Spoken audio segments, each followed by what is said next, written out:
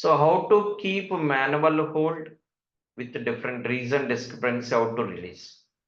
Query the invoice, go to invoice action, select the line, then keep the hold. I kept the already hold with the reason. You can release same invoice query here, release it. Hold invoices, can I make the payment? You must resolve installment hold before the invoice. How to release? Simple. Go to management hold. Select it, release it. Right? Then your hold reason become disappear. No? Save. Then I am ready to make the payment.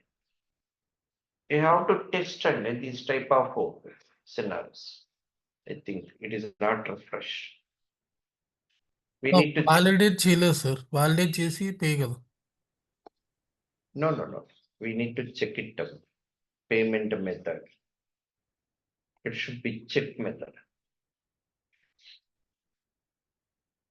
Okay, then I can make the payment.